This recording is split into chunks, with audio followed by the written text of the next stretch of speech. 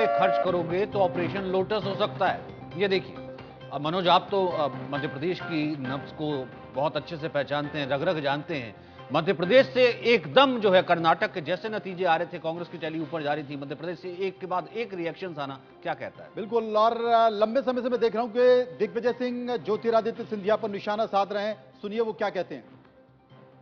कर्नाटक में plan B की चर्चा चल रही है सुबह से बहुत ज्यादा, कि प्लान ए फेल हो गया है, प्लान बी की चर्चा हो रही है, भाजपा नेता कह रहे हैं। एक बात सुन लीजिए, प्लान जी खरीद फरोख्त, ऑपरेशन लोटस, पैसा उनके पास अपार इकट्ठा हो गया है।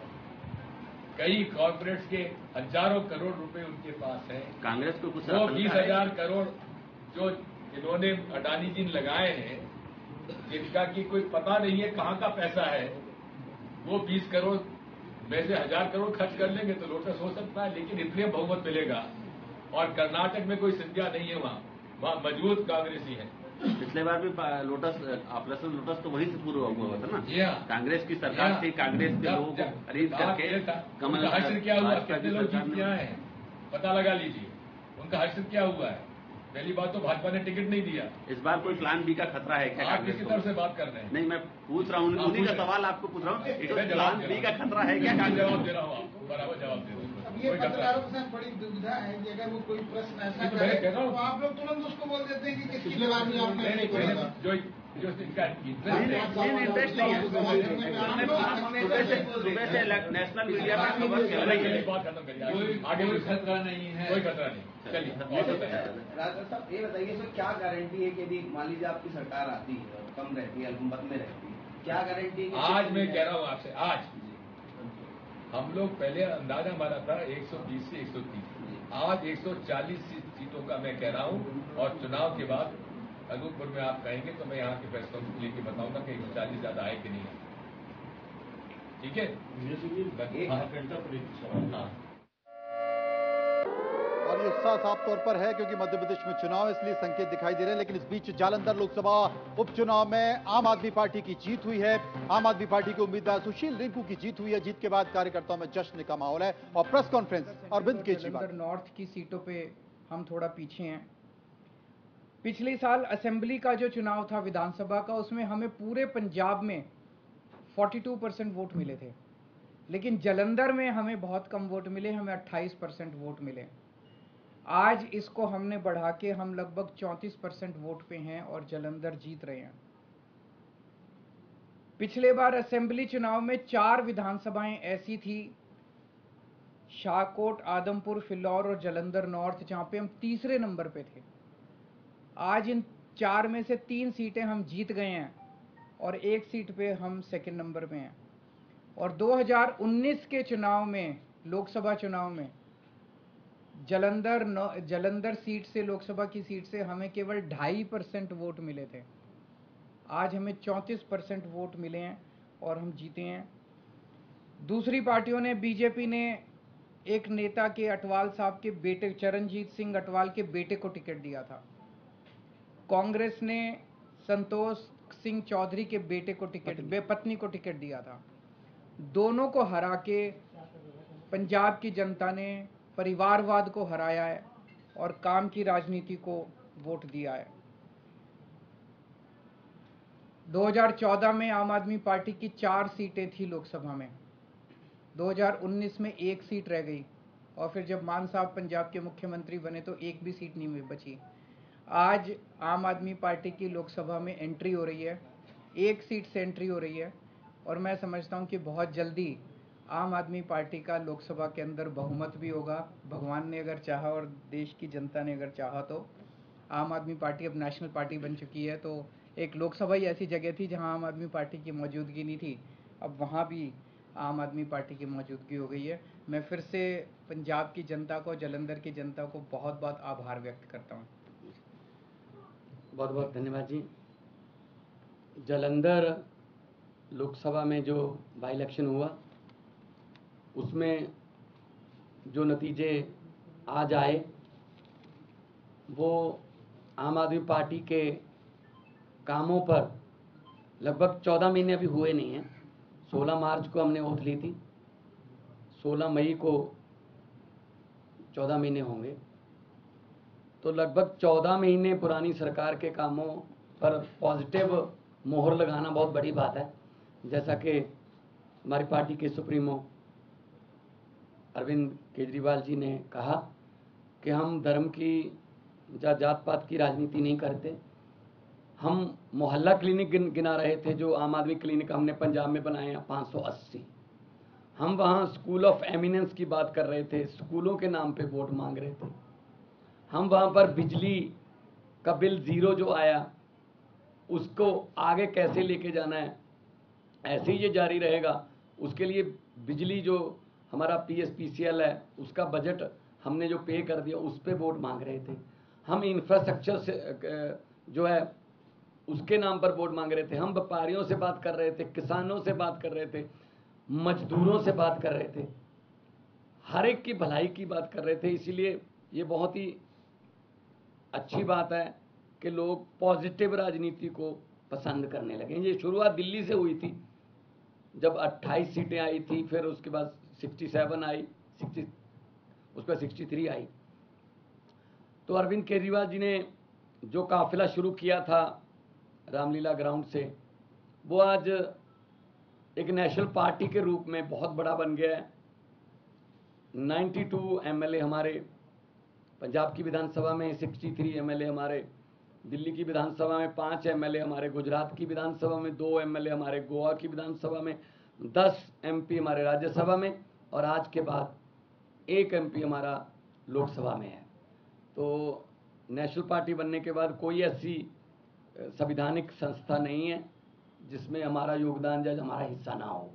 ये सब तो आपने देखा कि जालंधर में जिस तरीके से लोकसभा के उपचुनाव में आम आदमी पार्टी की जीत हुई है, उस पर उन्होंने बताने की कोशिश की है कि आम आदमी पार्टी पर वहां की जनता ने भरोसा किया। हम चलेंगे ज्ञानेंद्र मिश्रा जी के पास, जो कि काफी देर से मुस्कुरा रहे हैं इन तस्वीरों को देखकर, उस टैली को देखकर। ज्ञानेंद्र जी, क्या कहेंगे 133 पर कांग्रेस?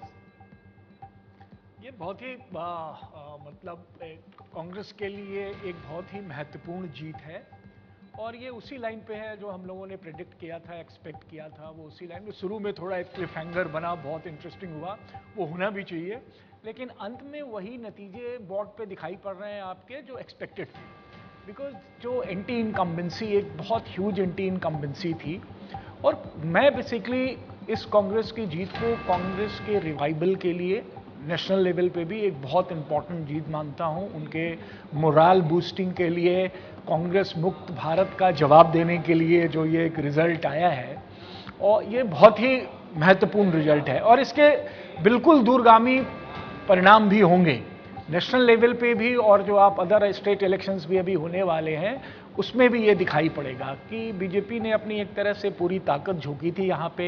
खास करके प्रधानमंत्री जी का, गृह मंत्री जी का जिस तरह से दौरा हुआ, जिस तरह से लंबे लंबे 26-26 किलोमीटर्स के रोड शोज हुए तपती धूप में, कोशिश पूरी की गई, लेकिन जो नतीजे सामने आ रहे हैं वो बिल्कुल ही उल्टी कहानी बता रहे हैं। ठीक है, डॉक्टर अजय उपाध्याय भी हमारे साथ कहानी मौजूद हैं। कांग्रेस की उनका भी ले देता हूं, फिर जो बाकी और मेहमान है एक एक करके जो है सबका हम छोटा छोटा कमेंट लेने की कोशिश करेंगे। डॉक्टर अजय, आप हमारे काफी देर से आप हमारे साथ बने हुए हैं। अभी तो मुख्यमंत्री चुना जाना है। सिद्धरमैया अब तमाम कार्यकर्ताओं के साथ मौजूद थे, विक्ट्री साइन के साथ। DK शिव कुमार भी दिल्ली आ रहे हैं, मल्लिकार्जुन खड़गे भी दिल्ली आ रहे हैं, लेकिन अभी से ये कहा जाने लगा है कि 2024 में राहुल गांधी जो है वो प्रधानमंत्री होंगे। अभी से ही इतना उत्साह? सचिन भाई, मुख्यमंत्री का चुनाव हमारे विधायक दल के लोगों से चर्चा करके और सामूहिक नेतृत्व का जो हमारा सिद्धांत है उसको तय करके, और जो कर्नाटका के हित में होगा वही होगा।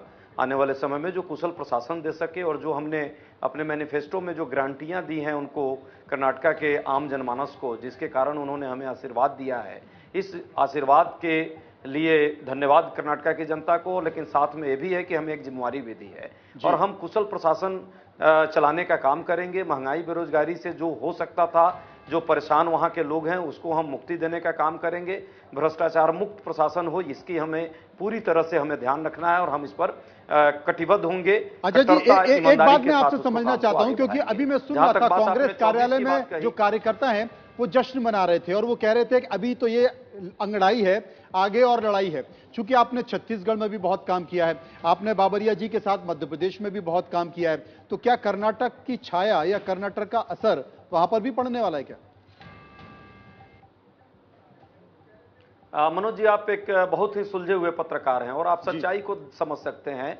उत्तर भारत की बात होती अलग था, लेकिन जिस तरह से दक्षिण भारत जो द्वार है कर्नाटका, यदि वहां से इस तरह की हवा आ रही है तो इस हवा के बड़े राजनीतिक मायने हैं। 2024 में भी इसके असर पड़ेंगे, मध्य प्रदेश, छत्तीसगढ़ और राजस्थान के चुनाव पे भी असर पड़ेंगे। और निश्चित तौर पे जो मुद्दा है, मूल मुद्दा जो है, जिसको आज मीडिया सिरे से गायब कर दी है, बेसिकली ये प्रधानमंत्री मोदी जी की हार हुई है। बेशक मीडिया उनके चेहरे को नहीं दिखा रही है और जनता की जीत हुई है जनता के मुद्दों पर। जिस तरह से ध्रुवीकरण की राजनीति करने का प्रयास हुआ, भगवान बजरंग बली पर भी इन लोगों ने जो है उनको भी सियासत में ढकेलने का काम किया। जनता उसको नकारी है। जनता चाहती है विकास की राजनीति, सकारात्मक राजनीति, और हम कांग्रेस पार्टी के लोग इस पे कटिबद्ध हैं, प्रतिबद्ध हैं कि हम सकारात्मक राजनीति ही करेंगे, चाहे जितना डिस्ट्रैक्ट करने का प्रयास मोदी जी और उनकी टीम करे। भाजपा के लोगों का आज जो है, देखिए ना हाल, मोदी जी का कोई नाम नहीं ले रहा है। नड्डा साहब जी अजय जी, उस बीच एक तस्वीर भी निकल कर आई थी। कर्नाटक के हावेरी में कांग्रेस कार्यकर्ताओं का जश्न है और ये जश्न तब था जब राज्य के मुख्यमंत्री, अभी उन्होंने पद से इस्तीफा नहीं दिया है, राज्य के मुख्यमंत्री मुंबई के काफिले के आगे तमाम कांग्रेस कार्यकर्ता पहुंच गए। ये काफिला उस इलाके से निकल रहा था और कांग्रेस के कार्यकर्ता जो जश्न मना रहे थे, उन्होंने काफिले को रोका और वहां जाकर उनके सामने जश्न मनाने लगे। और मुंबई जो कि राज्य के मुख्यमंत्री हैं, उन्होंने भी हाथ हिलाकर अभिवादन स्वीकार किया। उन्होंने सबका अभिवादन स्वीकार किया। ये देखिए तस्वीरें, कांग्रेस कार्यकर्ताओं का जोश और उत्साह के साथ तस्वीरें, जहां पर राज्य के मुख्यमंत्री मुंबई निकल रहे थे, काफिले को रोका गया और काफिले के आगे जश्न मनाया गया। उत्साह देख सकते हैं और नारे भी लगाए गए, लेकिन मुख्यमंत्री मुंबई सहजता के साथ रुके। उन्होंने कांग्रेस के कार्यकर्ताओं से हाथ मिलाया, उनका अभिवादन भी स्वीकार किया और फिर धीरे से निकल लिए। ये विनम्रता जरूरी है जी। मतलब सुबह जिस तरीके से मुद्दे गिनाए जा रहे थे और इस बीच मुख्यमंत्री, अभी आप कह रहे थे अभी भी मुख्यमंत्री हैं, लेकिन अब वो पूर्व मुख्यमंत्री हो गए क्योंकि इस्तीफा दे दिया है। नहीं, दे सकते हैं, बसवराज जी, बसवराज इस्तीफा दे सकते हैं। और कांग्रेस विधायक दल की बैठक कल रखी गई है और कांग्रेस विधायक दल की बैठक कल रखी जाएगी। वहां पर राज्य का चेहरा तय किया जाएगा, विधायक दल का नेता तय किया जाएगा। तो आज ही राज्यपाल को बसवराज मुंबई इस्तीफा दे सकते हैं। और इन सबके बीच हम सीधे चलेंगे, काफी देर से बैठे हैं संदीप अहिरवार जो कि राजनीतिक विश्लेषक हैं। संदीप जी, किसको नफा, किसको नुकसान, किसकी गलती और किसे फायदा? नमस्कार। देखिए, मेरे हिसाब से तो ऐसा लगता है कि बीजेपी तो अपने सेम लेवल पे चलती रही है, 36% वोट लेती रही है, 36% वोट इस बारी भी शायद लेगी। फायदा हुआ है कि जेडीएस ने अपना शेयर छोड़ा है 5% के करीब और वो कांग्रेस की तरफ आया है, और जिससे कांग्रेस को काफी भारी फायदा हुआ है। और लोगों के समझ में ये आया है कि अगर दो पार्टी के बीच में ही इलेक्शन हो तो ज़्यादा बेटर है, 3 पार्टी में होता है तो बढ़ जाते हैं वोट, जिसको वो चाहते हैं शायद वो नहीं आ पाता। तो मुझे ऐसा लगता है कि जनता जनार्दन है और जो जनता कहती है उसी को सबको सुनना है, उसी को सबको मानना है। अच्छा है कि ये देश के लिए कि हमारी जो डेमोक्रेसी है, हमारी एक डेमोक्रेसी बहुत लंबे समय से चली आ रही है। एक वो आदि शंकराचार्य जी का और मंडन मिश्र का संवाद था, जिसके अंदर मंडन मिश्र सिर्फ इसलिए उनकी पत्नी ने उनको हारा हुआ मान लिया कि उनको गुस्सा आ गया, बाकी दोनों ही बराबर के शास्त्रार्थ में निपुण थे। उसके बावजूद भी डेमोक्रेसी ये कहती है कि अगर दो बराबर के भी लोग हैं तो किसी को तो हमारे को आगे रखना है।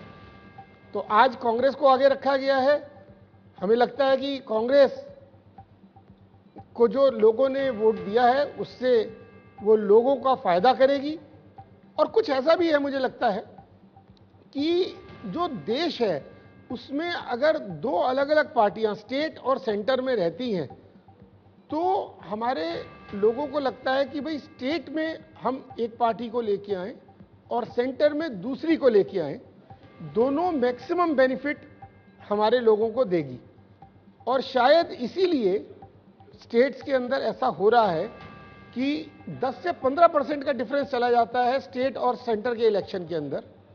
और इस वजह से जो 52% शेयर था बीजेपी का सेंटर इलेक्शन, लोकसभा इलेक्शन में, मगर वो 36 ही था सिर्फ स्टेट में, और इस बारी भी 36 स्टेट में रहा है स्टेट इलेक्शन में। तो शायद लोगों के लिए अच्छा है, लोगों को मैक्सिमम बेनिफिट मिलेंगे, मगर क्या वो लॉन्ग टर्म के लिए अच्छा है कि दो स्टेट और सेंटर अलग अलग रहें, शॉर्ट टर्म बेनिफिट्स लोगों को मिल जाएं, या हम लॉन्ग टर्म के हिसाब से पॉलिसीज बना पाए? मैं चाहूंगा कि स्टेट और सेंटर मिलकर ऐसा काम करें कि लॉन्ग टर्म पॉलिसी रहे, स्टेट का लंबे समय का बेनिफिट हो, और मुझे ऐसा लगता है इसमें कोई खास प्रॉब्लम नहीं है, शायद सब मिलके काम करेंगे। जी विजय जी, आप क्या मानते हैं?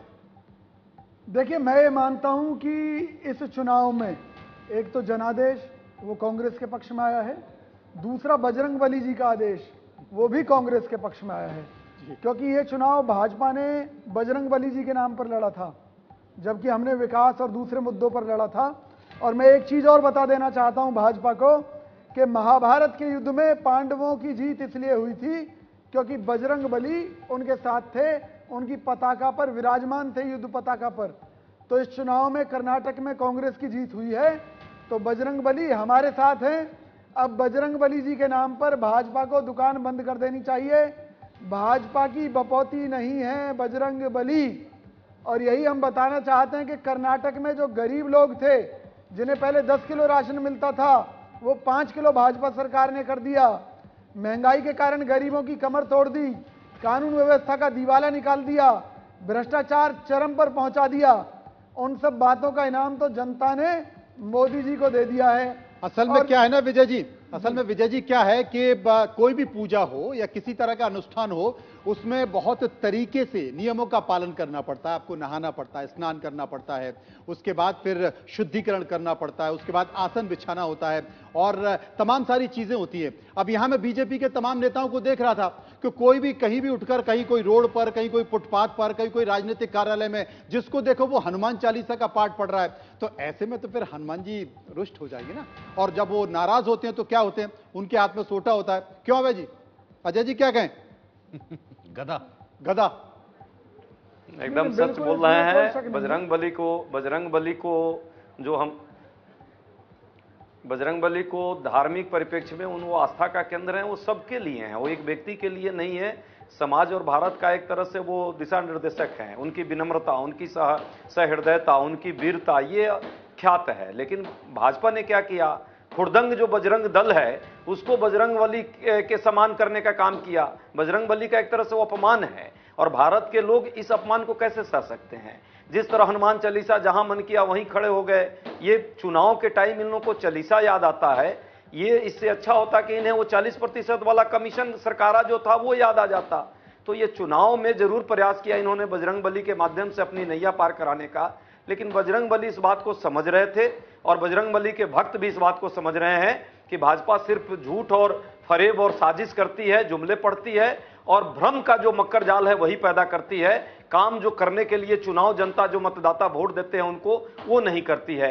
ना तो रोजगार देती है, ना बेरोजगारी से मुक्ति देती है, अपने मित्रों को संपत्ति दे देती है, या भ्रष्टाचार का एक लंबा जाल बिछा देती है। मोदी जी से जो आशाएं थी, कर्नाटक में गए, एक भी भाषण में उन्होंने यदि कहा होता कि यहां जो करप्शन की सरकार चल रही है उस पर हम कार्रवाई करेंगे, ईडी सीबीआई का एक चपरासी वहां भेजा होता, तो जनता को भरोसा होता कि नहीं, मोदी जी भ्रष्टाचार विरोधी आंदोलन के साथ खड़े हैं। वो तो भ्रष्टाचार के पोषक हैं। जी ज्ञानेंद्र जी हमारे साथ मौजूद हैं। ज्ञानेंद्र जी आपकी बात को सुनकर फिर मुस्कुरा रहे हैं। ज्ञानेंद्र जी मैं आपसे एक बात पूछना चाहता हूं, कम से कम आपको एक लाइन तो मिल गई, कांग्रेस को एक लाइन मिल गई है, और कांग्रेस अब आने वाले विधानसभा चुनाव में इसी लाइन के ऊपर जाएगी और बीजेपी से कहेगी कि तू इधर उधर की बात मत कर, ये बता कि काफिला लुटा क्यों। बिल्कुल आपने सही कहा जी, और यही करना ही चाहिए। मुझे लगता है कि ये जो पॉलिटिकल डिस्कोर्स हम लोग बार बार वही बजरंगबली जी पे और बजरंग दल पे लाने की कोशिश करते हैं, आज के दिन में कम से कम कांग्रेस को इससे बचना चाहिए। हमें कांग्रेस को मुद्दों की राजनीति पे, जिस तरह से उन्होंने कर्नाटक के इलेक्शन में सेंट्रल लीडरशिप और लोकल लीडरशिप का कोऑर्डिनेशन दिखा, एक बहुत ही पॉजिटिव पॉलिटिकल कैंपेन किया गया और उसका असर साफ दिख रहा है। जी। भाजपा ने ऑब्वियसली लास्ट टाइम में, क्योंकि ये इंटरनल रिपोर्ट थी उनके पास कि इस इलेक्शन में उनका परफॉर्मेंस अच्छा होने नहीं जा रहा है, तो उन्होंने थोड़ा सा डिफ्लेक्ट करने की कोशिश की। वो भी कहीं ना कहीं मुद्दा कांग्रेस के मैनिफेस्टो से ही निकल कर आया, जहां पे बजरंग दल को बैन करने की बात कही, तो उनको लगा कि भाई लास्ट स्ट्रॉ है ये डूबने वाले का, इसका सहारा लेके थोड़ा बहुत इमोटिव इशूज पे पोलराइजेशन करने की कोशिश की, लेकिन वो चला नहीं। तो मैं अपने कांग्रेस से जो भी हैं उनको ये सलाह दूंगा कि आज के दिन में आपको पॉजिटिव राजनीति की बात करनी है। जिस तरह से आपके पास एक अच्छी लीडरशिप है, पॉजिटिव करनी है। संदीप जी, एक छोटा सा सवाल मेरा ये भी है कि ये जो चुनाव आते हैं, क्योंकि सरकार कांग्रेस की बन गई है और सरकार शपथ भी लेने वाले हैं, सरकार भी चलने वाली है, लेकिन फ्री का चंदन घिस मेरे नंदन, ये जो राजनीतिक पार्टियों में होड़ लगी है कि मैं आपको बिजली भी फ्री दे दूंगा, मैं आपको खाद्यान्न भी फ्री दे दूंगा, घर भी आप फ्री ले लेना, फीस भी फ्री ले लेना, मैं आपको इसमें भी छूट दे दूंगा, ये राज्य के लिए कितना बड़ा संकट है, ये देश की अर्थव्यवस्था के लिए कितना बड़ा संकट है। और बहुत से ऐसे वादे हैं कि कह दिया जाता है और फिर पूरा नहीं किया जाता। सर, ये डेमोक्रेसी जो है, ये डेमोक्रेसी के अंदर ऐसा ही है, क्योंकि जनता ही जनार्दन है। जनता को खुश करेंगे तो वो आपको वोट देगी, मगर जो शॉर्ट टर्म गेन के लिए जब जनता वोट दे रही है कि स्टेट के अंदर और सेंटर में दोनों को लड़ाओ और उनसे मैक्सिमम शॉर्ट टर्म बेनिफिट खींचो, ये एक ओवरऑल पिक्चर है। ये कोई एक आदमी का नहीं है, बट ये सब लोगों के मिल की जो एक सोच बनती है वो है। उससे फायदा है, लोगों को, गरीब लोगों को मैक्सिमम बेनिफिट जल्दी मिल जाते हैं, आज मिल जाते हैं। मगर एक बारी इलेक्शन हो गया, उसके बाद ये सब जो हम कमिटमेंट्स करते हैं लंबी लंबी, इसके लिए पैसा चाहिए होता है। और ये जो पैसा है ये इंडस्ट्री और लोगों से ही मिलेगा। लोगों को जाना है, लोगों से ही लेना है। तो वो जो पैसा है वो कैसे दिया जाएगा, इसके लिए सोच विचार करना जरूरी है। हमारी जितनी नेशनल पार्टीज है सबको मिलकर सोचना पड़ेगा कि हम लोग अपनी एक लिमिट बांधे कि हम यहां तक लोगों को कमिटमेंट करेंगे, ऐसी कमिटमेंट ना कर दें कि वो हम बाद में पूरी करने में असमर्थ हो जाए। चुनौती तो ये कांग्रेस के लिए भी बहुत बड़ी है ना। जीत आपकी मैसिव है, 5 गारंटीज आपने अपने घोषणा पत्र में जनता के लिए बोली, उसमें भी उसको भी फ्रीबीज कह सकते हैं कि 1500 रुपए दिए जाएंगे और इतने यूनिट बिजली फ्री जाएगी और तमाम चीजें हैं। अब ऐसे में सवाल ये उठ रहा था कि कर्नाटक पर पहले ही जो है कर्जे का इतना ज्यादा बोझ है, कर्नाटक पहले ही जो है कर्जे में डूबा हुआ है। अब ये नई फ्री की जो फ्रीबीज हैं ये पूरी कैसे की जाएंगी? क्या और कर्जा लिया जाएगा, फिर वो कर्जे में से जो है इनको दिया जाएगा? मतलब ये होगा कैसे? देखिए, कांग्रेस और भाजपा में एक सबसे बड़ा